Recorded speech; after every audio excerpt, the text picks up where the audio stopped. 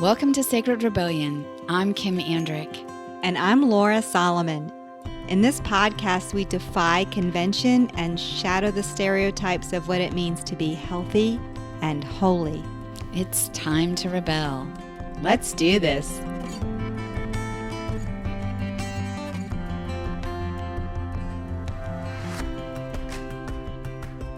Coming up on this episode. All right, Kim, we got a good one today. Oh my gosh, this is going to be fiery and fun. I like fiery and fun. Yeah, me too. All right, we have D'vorah Grenn, Ph.D. and Kohenet. But I'm not sure what that is, but I'm sure she'll tell us. And she's a Hebrew priestess. I love anyone who claims priestessness. And founding director of the Lilith Institute, which she founded in 1997.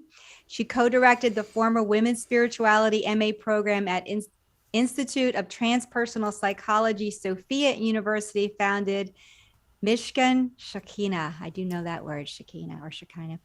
A movable sanctuary honoring the sacred feminine in all traditions, and served on the founding advisory board of the Kohenet Hebrew Priestess Institute. D'vorah leads the Lilith Institute's Women's Leadership Program and co-hosts Tending Lilith's Fire. Yep. And her Talking to Goddess anthology includes sacred writings of 72 women from 25 spiritual traditions. Other publications include Lilith's Fire, Reclaiming Our Sacred Life Force, the Kohanot, Keepers of the Flame, and Stepping into Ourselves, an anthology of writing on priestessness, Jewish Priestess and Lilith entries in the Encyclopedia of Women and World Religions, and the first Resistor, Evoking Lilith for Transformation and Freedom in Original Resistance, Reclaiming Lilith, Reclaiming Ourselves, which is by Gary God Books. So I got God. Oh, thank you. Full body chill when you said the first resistor. It went from my toes all the way up. It was like a shimmer. Woo! Woo! We like resistance here on the Sacred Rebellion. So welcome, D'vorah. Welcome. Thank you. I was just looking to see if I had any of those books with me that I could show on the screen. But this was the first one. I love it. Lilith's Fire. Yeah. I downloaded your app, which has that serpent. That serpent, yeah. It's really cool. I love a woman who has an app. So I'm loving it. I've just had it for under a year, and it's gotten really good response. Yeah. So yeah. Yay. So tell us a little bit about the Lilith Institute. Well, at first, it's great to be here, and thank you so much for having me. We're happy you're here. Good to meet you and see your faces, other than flat screen still shot. So I did my thesis in a master's program in 96 to 98. So by 97, I was starting my thesis, which was all about Lilith, and it became the book I just showed you. And I had moved from New York and a corporate life, and losing a husband in 91, I'd moved out to California and gone back to school.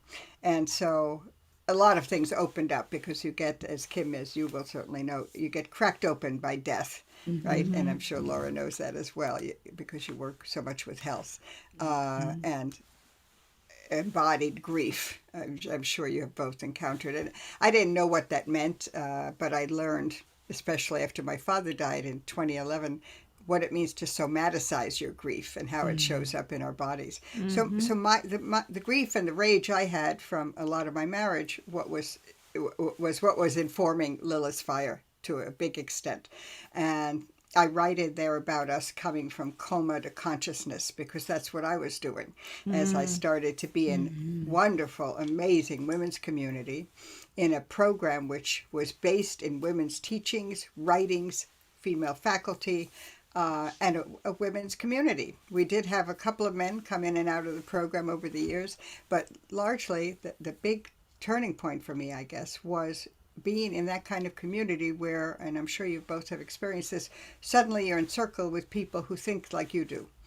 And even though the culture may have told you you're crazy, they see you. Yeah. Exactly. They see you, and you're probably being seen for the first time. Exactly. You get Mm. witnessed. It feels you know the feeling when it happens, and you're not only being seen, but you are being seen as not crazy or weird, but having realistic expectations of life and realistic and interesting curiosities Yeah. about our history, about the mythology, and all of that. So Lilith, I wrote about as it's not a novel; it's a book about how do we reclaim our sacred life force by using her as a model. So I'm getting ready to teach a class on her and Audre Lorde because I think they have a lot in common. It's in my leadership program. That's the next class. I was working on it last night, and I just every time I read any of Lorde's quotes, I get chills. And that her book of essays, Sister Outsider, was like one of my so-called Bibles while I was a grad student, because it talks about not only the value of the darkness as a chthonic space. I never know how to pronounce that. The fertile underground, which spurs our creativity and from which our deepest in which I think our deepest spirituality may lie. But I just had learned so many things about myself in those years. And, you get to a point when you learn about our history and that it was a woman who was the first writer of record 4,500 years ago. All the things we were never taught because we were often erased in the literature. There's no looking back, right? We know that once that door is opened, you can't forget what you know. And your perspective shifts, at least certainly mine did, and everybody I was in school with, and later my students, same thing happened. It was a very transformational course of study. And so my goal became really to and still is to help women find voice. And you mentioned voice, I think, in one of your emails, and that is my primary goal. If I had to isolate one thing, because for a long time I shut down my voice and was strongly encouraged to shut it down by a very oppressive husband. So I wasn't even able to talk about that for many years. Now I've talked about it and written about it a couple of times in the last couple of years, and it gets easier every time. It's not fun often, but it's really necessary, and I know that it helps women, and that also drives me to keep doing it. So Lilith Institute came out of the thesis, the book came out of the thesis, and then the Institute as a way of offering classes and women's circles and a couple of goddess circles at a time when that probably, wouldn't be popular now either, but wasn't only not so popular perhaps, but not really known. And I first came out, so to speak, as a Kohenet, which is a Hebrew priestess, because you actually said it, Laura, as you were reading. And Kohanot in the title of the essay is just plural, but it's a Hebrew or Jewish priestess, and I named myself that in 2000 when I was doing a big event because I was looking for a descriptor of who I was, and one person suggested feminist priestess, and that was also true, but it wasn't all of me. So based on my research and my work, because several of us were doing in California, we were doing priestess activities, such as some of the ones you described, Kim, that you're involved with, funeral rites or rites of passage, as you talked about, the death of a persona and taking a new name and so on. We were doing all of that, birth blessings and a lot of other things that we sensed and intuited women had to be doing 2,000, 3,000 years ago. It's not a new thing, right. But there was nothing about it in the record. There was nothing about it in the literature. You could be a priestess if you were the wife or daughter of a priest 2,000, 3,000 years ago at the ancient temple. But there was no written mention, although, how you have to look for evidence between the lines, no written mention of women who were just called to the office or to whom people came for certain functions, to bless them, to keep evil away, to create an incantation bowl to protect their home or the pregnancy, So, yeah. Or just hold space. Yeah. Right. Yeah. I have so many things that I could talk about right now, but one thing that's coming to my mind. So the story of Hypatia. Mm-hmm. Are you familiar with that? I'm not. I certainly know her name, but tell me. So she was, I think it was the year 450. She was in Egypt and she was one of the teachers. And it was when in early Christianity so there was the Gnostics, Right.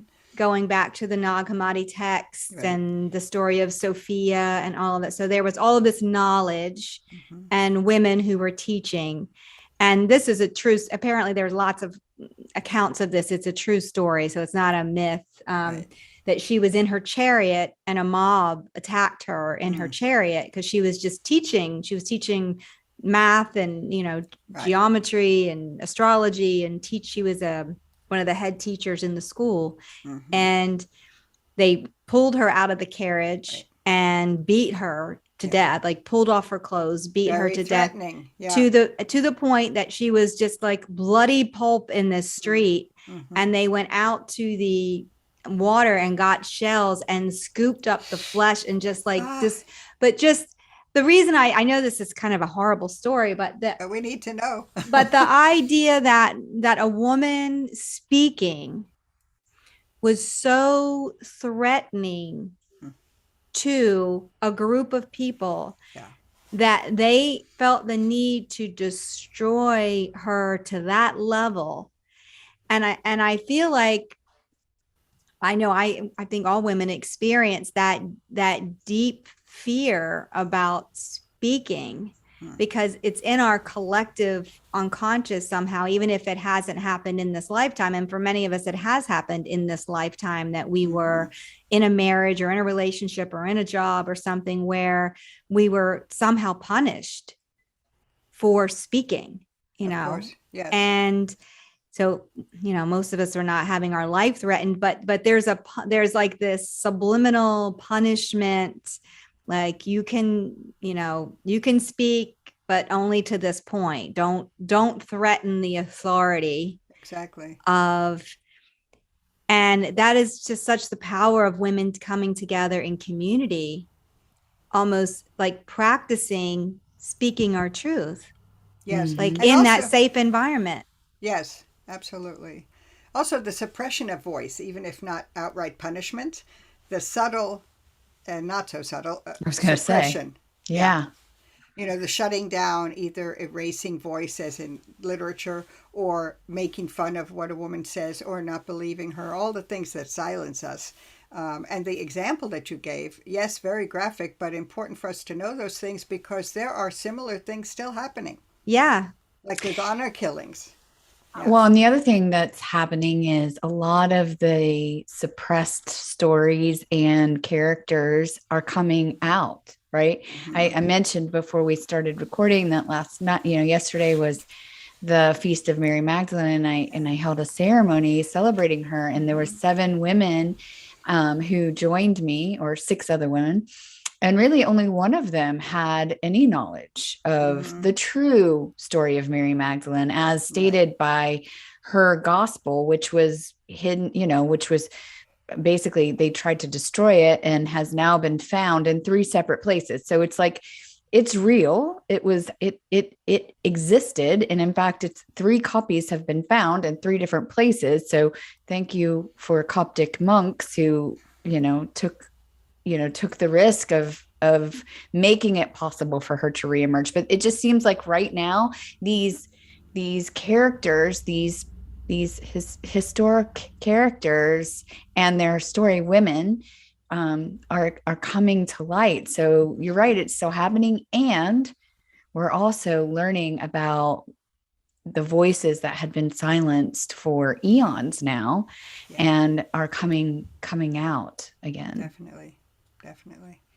Yeah, I read the book Cassandra Speaks last year by Elizabeth Lesser, and she speaks to just finding that voice again and finding that narrative. And a lot of the work that I do with people is the power of their story and telling your story and knowing your story. And there's just so much about the feminine story. Absolutely. I see a lot now. Oh yeah, we have to have the divine feminine and we have to balance. And I'm like, yes, that's true. But there's something about knowing our story that's got to be part of that. We can't just say, oh yeah, we're just kind of starting fresh. Oh, like, sure. No, that we have to know the whole, or as much as we can of the story. like individually, like your story of being in a marriage where you couldn't speak, you know, that's part of your story. Absolutely. Absolutely. Yeah. It's the reason I start, and we used to teach this, I start my first trimester in the leadership program that we're just concluding actually tomorrow with a spiritual autobiography class. Yeah. Because it is so critical, both to tell it and to be witnessed, as you mentioned. Yes. Both of those things, because how often have we been encouraged to do that in our lives? And did we feel safe enough, as you also mentioned, to do it authentically? And I've just, and even in the past couple years, have come to understand and realize that in order for me to be the best version of myself, I need other strong women around me. Like, absolutely, I need it. Absolutely. Yeah. And it's called for me to heal some of that, you know, patterns of being in relationships with women that were not healthy, you know, and as part of coping with the situation, you know, I had some dysfunctional behaviors that were not allowing those women to support me. I wasn't asking for what I needed. And in some cases, I wasn't supportive because I was so insecure, and, you know, strong women in my youth really felt threatening to me. So I can relate to that too. I love how you also acknowledge, you know, just the value of darkness, the value of our shadows, and to what Laura was just saying, you know, knowing my story means knowing my full story. And some of that is, you know, dark, gross, I'm proud of, different, yucky. I prefer not to have anyone know, including myself. Right. Things that we have shame about. Yeah, absolutely. Yeah, we have to hold both. I used to pit Lilith against Eve in some of the presentations I did. You know, I would say good girl or bad girl, but we are all both of those things, you know. Exactly. And of course, who determines what's a good girl or a bad girl? That's such a societal construct. And, you know, we still have the Madonna whore complex. We still have the slut and stud split. Exactly. So as long as we have that, I think it's even more important, you know, to acknowledge all parts of ourselves. And I think part of the way we do that, because we're talking about being in community with women, is also, and I'm sure you've also experienced this, going towards a culture where we are supporting each other, as you said, and collaborating instead of competing with other women, which is what the culture likes to foster, that we compete with each other, you know, which is very divisive and keeps us, I think, held back. Yeah. Or can. Yeah. It's definitely some unlearning, some, you know, a lot of this I just see as survival adaptation. You know, I learned to, I adapted, I survived, but it wasn't healthy. Right. Our coping mechanisms. Yeah. And so you said something in one of your emails about the habitual patterns of thinking contributing to one's quality of life and health. So we're already talking about this, so I'd like to just mention a couple of things. Putting ourselves in community with like-minded folks who support us and encourage us as we stand these learned patterns on their head. You know, we're all living in a patriarchal system. We need to recognize it, call it out, and then not act accordingly, but propose new definitions, new ways of being, you know, so that when you, for example, in the workplace, especially if a woman asks for a raise or wants to do a particular project, and a standard answer is it's never been done that way, right? Not good enough. So you create it, you invent it, and we have to know that we can do that, and that we have permission to do that, you know. So I also wrote being willing to do critical thinking even when it hurts, right? Even when, as you just did, Kim, you know, acknowledging our own faults, and so that we can move forward, you know, thinking about our own life, whether it's painful, uncomfortable, or simply inconvenient. Or unpopular. That's another one. It's absolutely. Like, absolutely. Even to speak your truth in front of some people, it would be very threatening for them because they don't want to do it. Yeah. Well, when you were talking about that podcast, was it Grown Ass Conversation? Grown Ass Women's Conversation. Grown Ass. Yes.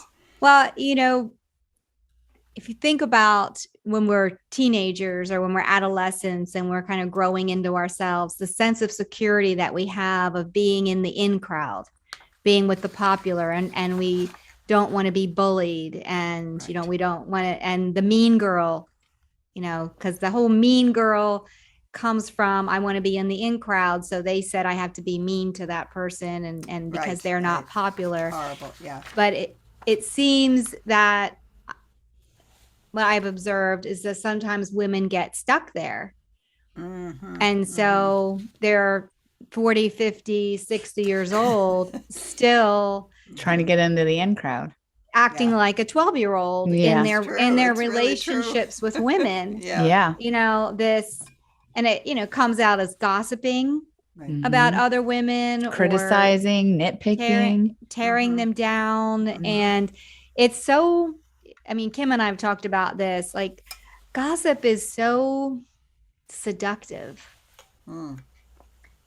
Like there's just, what's that from that Steel Magnolias? If you don't have anything nice to say, come sit next to me. Yeah. It's kind of like that, let's bond over Right. talking, using Dishing. our words, Right, right. to hurt another person. Yeah.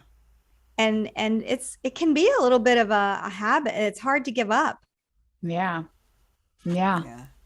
Especially when, yeah, like you said, that when a relationship is somewhat based on that bond formed, Yeah. it's like, how do I stay in relationship with this human that I love and care about, but redefine it so that that bond of gossip and tearing somebody else down can fade and be let go? I mean, can the relationship survive Well, giving yes. up that habit is the question. It's scary. Yeah, I just thought of that before you said that, whether it can survive, because I once had a situation, it was different than what we're talking about, but we had a bit of conflict, this friend and I, and it sat with me for a couple of years. We moved apart, so we weren't much in touch, but finally we did get together, and I told her about this incident, and she barely remembered it, but Yeah. it's been sitting in my chest, So, and we didn't stop being friends, but we were never that close once we finished school and went our separate ways. But you have to be willing. That's the thing, to lose a friendship to say what's important to you. Yeah. Yeah, it's risky. It is In risky. partnership, also. Yeah. Yeah, I mean, Kim and I have gone through that, right, Kim? Yeah, we have. We called it. We had a period there, and it's not over. We'll still have them, but we need to have a courageous conversation Nice. and very intentional about it. Or like, okay, we're at a new place, we're at a crossroads, and some things need to be said that I'm afraid to say, and That's great. and it's a risk. But it strengthens the relationship. Well, the truth is, if you don't take the risk, the relationship can't survive That's just true. anyway, right? Yeah. Like some image of that relationship might survive, where we're still trying to play the roles, but there's something else there. This inauthenticity is there too, because there's this unspoken, there's stuff unspoken between us. Yeah. So it's like, yeah, you don't have to have that conversation and risk an all out end of the relationship, but the relationship has ended in its prior form really true. anyway. Yes. Yeah. I mean, the truth is it's risky either way. Like, Yeah. Well, life is risky, right? Life is risky. So everything is a risk. Walking out the front door. Yeah. Yeah. But that's woman to woman relationship. I mean, I was just never taught, I was never shown by my mother how important that is. It was always about boys. It's all about getting a man, having a boyfriend, the relationship with the man. And I didn't see my mother having friends. I didn't see her working through these things. I just didn't see it. I didn't know how to do it. I mean, that's just the truth. I mean, that's not that true for everybody. So I think it's pretty common though, don't you? I do. I mean, just hearing you say that, I realized my mother was absolutely a feminist. She wouldn't have identified as that, but she was. She was a working woman in the 50s, advertising copywriter. I learned some of that from her. She's very outspoken. And yet, I remember her telling me when I was young, probably 11 or 12 that if I was playing tennis with a boy, I should let him win. Wow. Because otherwise I wouldn't. She didn't use You the won't word hook him. popular, You but got to hook him. he won't like you. I think that's what That's she right. said. I was too young for hooking. I mean, it was 11 or 12, so I don't think she was trying to get me a mate just then. But later, you're absolutely right that it is about that. It's about unfortunately, it was why some women went to college, right? They used to say to get Major an in the MRS MRS degree. degree. Yeah. Got my MRS. Right. But I mean, when I look back on that, I'm just shocked, Yeah. that she would have said that to me.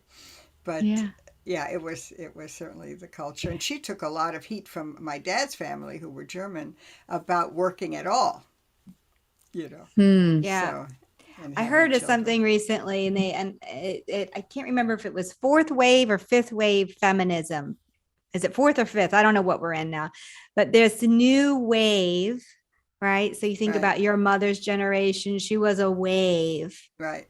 She was a, Gloria Steinem wave, or maybe earlier, right? I don't know. Yeah, that'd be earlier. Yeah. And so that wave, that was, we use that word militant, kind of aggressive, almost masculine-like. Sojourners. Yeah. Masculine-like in their femininity, which that's the way it needed to be.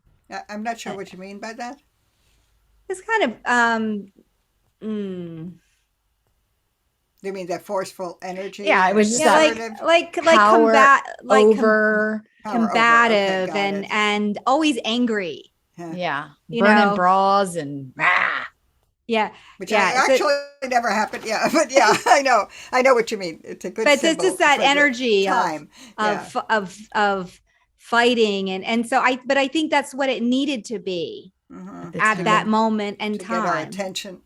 Right. I think because we were just kind of coming out mad, like we're mad and we're not going to take it anymore. Right. And now there's this evolution that seems to be more about the power is in a woman finding pleasure in her own body and being embodied. And that's just a different flavor. And also the softness, like there's power in being, soft, strong, but soft, balanced in that way. Yeah, I think power over is a really good way also to describe, because that's the patriarchal system. And so when you say the male energy, that's exactly it. I mean, to me.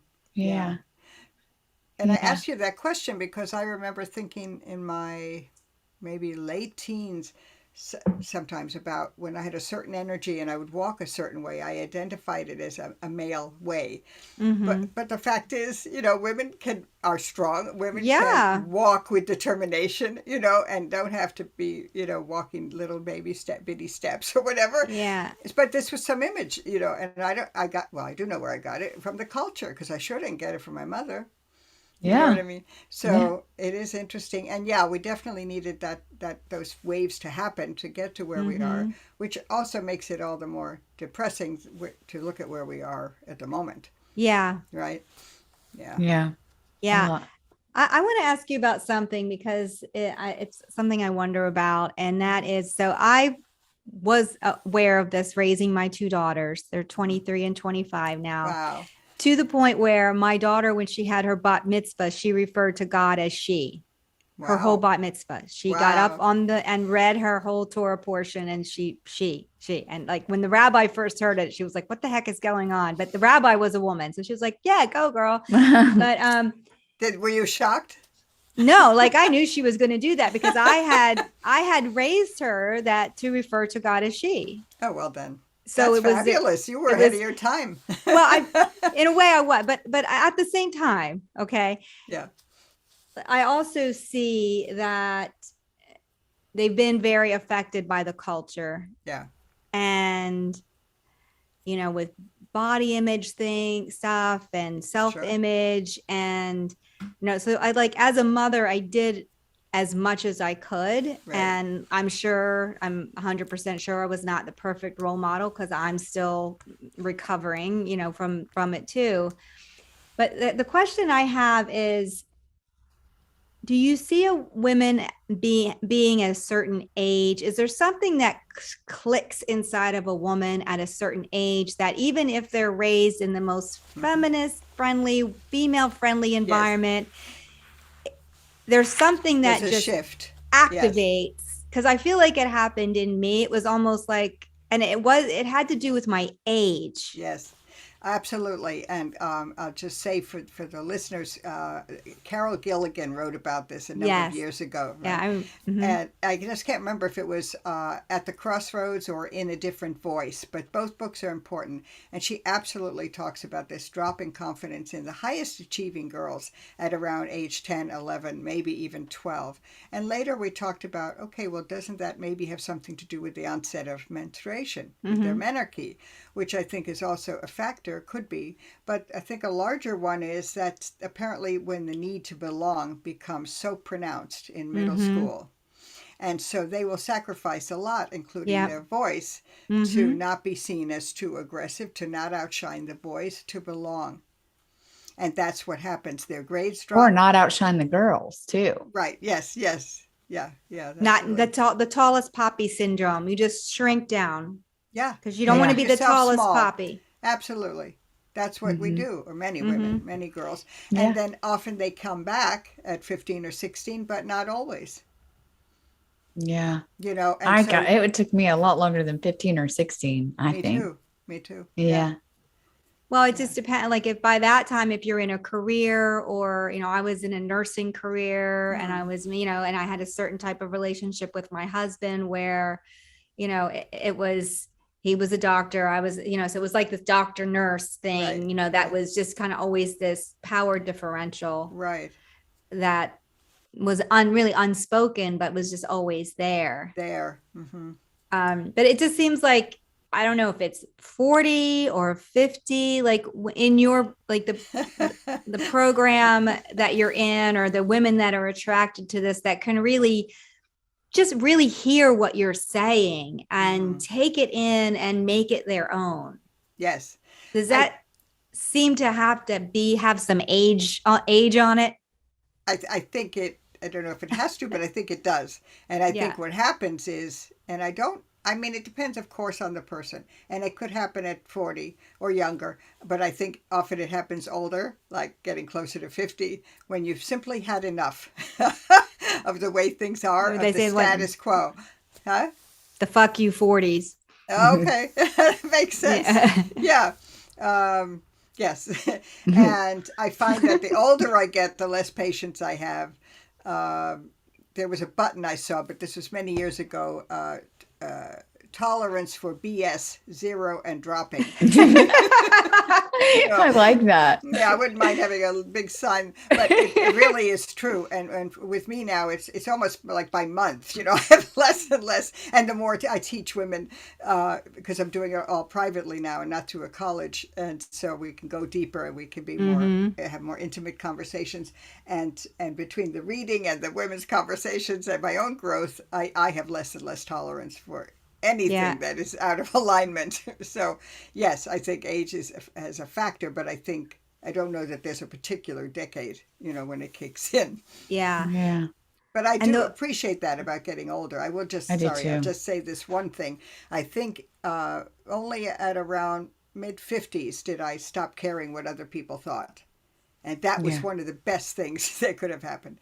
And continues to happen, that you don't care as much or at all about whether somebody else approves what you're doing. Yeah. What a liberating. Gift, right? We might have a morsel, but it doesn't take over your life. Yes. Yeah. For me, it's like, I still care, but I'm learning to discern how I feel about it. And that is becoming more important. For the longest time for me, anyway, my experience was that I was really good at figuring out what you wanted from me. And I was so attached to the idea that you validate me or that you like me, that you affirm me. So I would just tap dance for approval. Yeah. And the last, a lot of the last 10 years has been figuring out what I really think. Like that, what a novel concept. Like, what do I think about that? And if I'm okay with how my opinion or my perspective or my whatever, it's less important to me what you think about it. That's great. And that's where it also helps to have it reflected back, to be witnessed. It's amazing how long it takes that. Because I remember with my ex-husband, I would find myself all worked up about him being upset with me. And then I'm thinking, he already divorced me. Like, what do I think is going to happen here? It's like, come on. He doesn't need to be happy with me. It's fine. Right, exactly. What do I think? It is so built in. Oh shit, he already divorced me. Okay, I'm good. Right. No, it's definitely built in, and I'm sure acted the way you're talking about Kim. Also, wanting others' approval for a long time. Certainly still into my 40s. Yeah, it's debilitating. But you can't just teach somebody to stop doing that. You could only make others aware, and model it, right? Like I think, right, absolutely. One of the things that you just said, I just really love that about myself now. I'm in my early 50s. I almost said 20s. I know. Not looking so good. I'm in my early 50s, and first of all, I really love this age. It's delightful. Yeah. And I really feel like I offer up a model for something different than I was able to see growing up modeled for me. Right. So and it just feels a lot more authentic and true and courageous, really. That's great. Yeah. Yeah.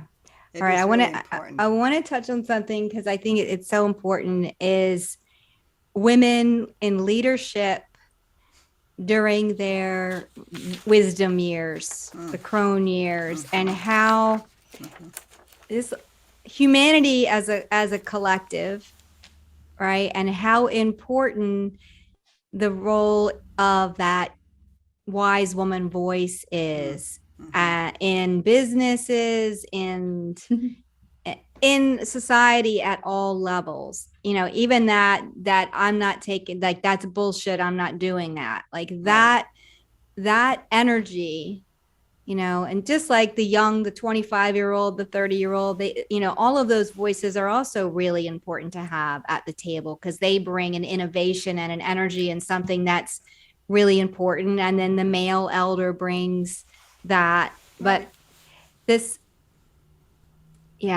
just want to, it seems like that is what we're being called to do right now, is kind of stay at the table and not fade. Absolutely. Like fade to black, fade away, like come into the power and be in it and be present in these conversations. Absolutely. It is critical. And the reason it's more important for us is that we become invisible once we get older. The men don't. So that's even a stronger reason. And this would have never happened, this hair, without COVID, because I wasn't ready to stop coloring my hair. But I started to finally accept it. First, I wasn't going to go to try to have it done, while there was a health risk. And that was more important to me even than my vanity. But I also started to realize that it is a sign of wisdom. And that started to get reflected back by some people who were coming to me. And I thought, okay, maybe I could, I still don't like the idea of being a crone. I kept pushing that off, by every 5 years. Because some people will have wonderful crone rituals, crownings, and so on from 55 Kim had one. on. Yeah. Yeah. I turned 50 the year 2020, and Laura and I had actually made plans to go to Costa Rica as a celebration. And of course, COVID hit. So I said, we're going to have a croning. She goes, no, we're not. I'm not a crone. And I'm like, trust me, you're going to love it. You're going to be queen. Oh yeah. We made her a crown and she wore a goddess dress. That's and we beautiful. All blessed her. And yes. Nice. Yes. And we got to have younger women there and, model that, like that there's something really to look forward to. Yeah, exactly. Instead of dreading it. Yeah. That's so important. Oh, it's wonderful that you did that. Yeah. And I had an older woman. Yeah, how I've said. Well, it's lovely. Oh, thanks. Yeah, I think it's lovely too. Oh, thanks. What were you saying? You had an older woman? I had an older woman model that for me, and that's how she had asked me to participate in hers like 15 years ago, and I remembered that Yeah. She was taking a seat of honor Yes. at the table in the circle, Yeah. and we honored her, and I got to see that, and it imprinted me. Yes, absolutely. You're both so right on this, that the Mhm. modeling we do is critical. When I co-directed the Women's Spirituality program, I had two wonderful dear friends, colleagues. We did it together. And I think one of the most valuable things we did was model that we could disagree with each other, Mhm. that we would always collaborate, and you better not go to one of us to try to talk about the other one, because that's called triangulating, and we don't do that here. No way. And all those things that, again, that's a typical thing in gossiping, is to two people talk about Yeah. a third one, right? Yeah. And you just we cut that right off at the start. So the modeling is very important. And I think we're modeling even when we don't know that we're doing it, especially if there are kids around. Yeah. Right. Absolutely. Yeah. Yeah. Well, Are are you ready for the lightning round? Before that, we have time. I just want to say, because you mentioned leadership, Yes. I do have a couple of special gifts for listeners. Oh, yeah. Thank you. Is this the time to talk about Yeah. that? Yeah, sure. Okay. So the first is if they download the Lilith Institute app, which you can do on Google or Apple. And Kim, you said you already did it. Yeah, so I that's did great. that.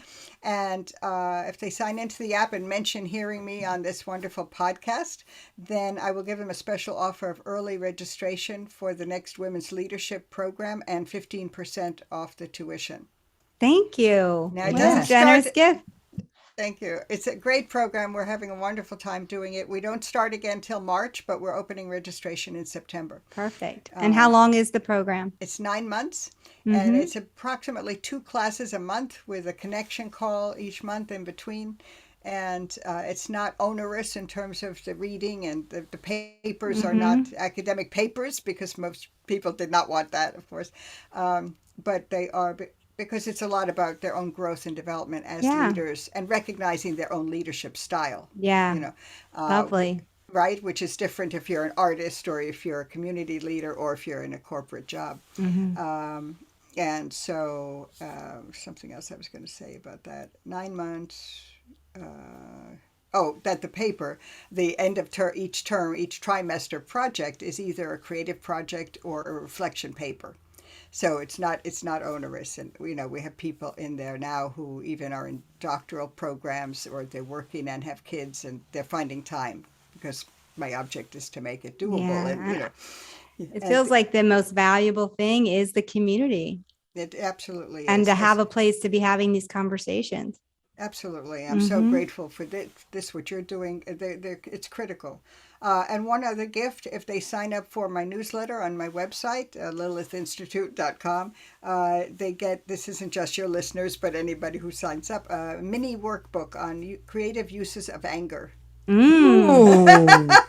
With a fiery cover, in fact. Yeah. So, lilithinstitute.com. Okay, I'm ready for lightning. Awesome. All right. First question. D'vorah, what rules have you chosen to rebel against on your journey to health? Okay. So, the idea that you are defined by your work, that you're a human doing instead of a human being, as they say, that the more you produce, the more value you have, so that your intrinsic value, or your spiritual or your holy self, is never taken into account in this culture, unless you move only in those circles. Yeah. So I think that's a big one for me, that leaving the corporate, and now more recently even leaving college outside, because of a lot of the bureaucracy involved, and Bullshit. doesn't allow me to teach in the same way. Yeah. I think those things contribute to mental health, and certainly spiritual health. Absolutely. So, D'vorah, what does it mean to you to be holy? I love that question. It's part of what prompted me to use the fire as a backdrop today. Because for me, fire is holy in many traditions. Lighting a candle, or in Judaism, we have what's called a ner tamid. In any synagogue, it's an eternal light. Yeah. But in India, fire is critical. In most religious traditions, it's lighting the fire invokes the presence of God, goddess, spirit, source. So that, the drum for me is something I bring into almost every class or ritual. So the drum is part of my definition of holy, but I wrote it down just to have a more formal definition for you of that which is set apart from the ordinary or mundane, the sacred rituals or objects which are separate and different from our daily lives. And of course, we are sacralizing our daily lives, as Kim, you're doing around death. You're making those moments sacred. That's a holy act to me. Yes. Yeah. Lovely.